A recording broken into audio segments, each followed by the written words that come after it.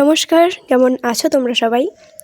আজকে আমি একটা গুরুত্বপূর্ণ দিন শেয়ার করতে চলেছি, যেটা প্রায় 1 বছর আগেই চলে গেছে। মানে 1 বছর এখনো হয়নি, তবে হবে। এইটা দিনটা ছিল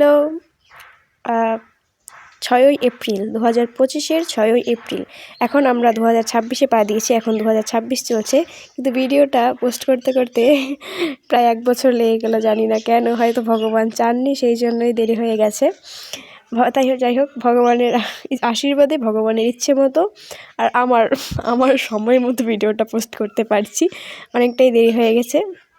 যাক, বলছি দিনটা কী ছিল। তো দিনটা ছিল 6ই এপ্রিল 2025। 6ই এপ্রিল তোমরা অনেকে জানো কী ছিল, আবার অনেকে জানেও না। তো সেই সুবিধার্থে বলে রাখি, 6ই এপ্রিল 2025 ছিল আমাদের ভগবান শ্রীকৃষ্ণের 7ম অবতার শ্রীরামের জন্মদিবস। তো পরিবারের সকলের ইচ্ছে মতনই আমরা ভগবান শ্রীরামের জন্মদিবসটা পালন করেছিলাম।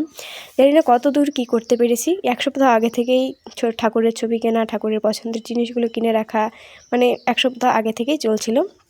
যে পুজোর দিন সুস্থ মতনই পুজোটা হয়েছে, সেটাই ভগবানের কাছে আমরা কৃতার্থ।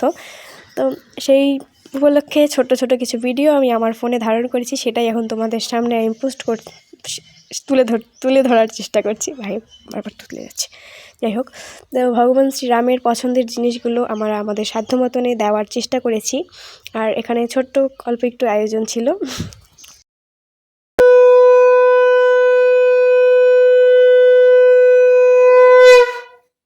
তো আমাদের পুজো তোমাদের কেমন লাগলো সেটা অবশ্যই কমেন্ট বক্সে জানিও। আর আমাদের বাড়িতে খুব শীঘ্রই একটা বড় অনুষ্ঠান হতে চলেছে, সেটাও ক্রমশ প্রকাশ্য তোমাদের সঙ্গে শেয়ার করার চেষ্টা করছি। তো সবাই ভালো থেকো, সুস্থ থেকো, টাটা।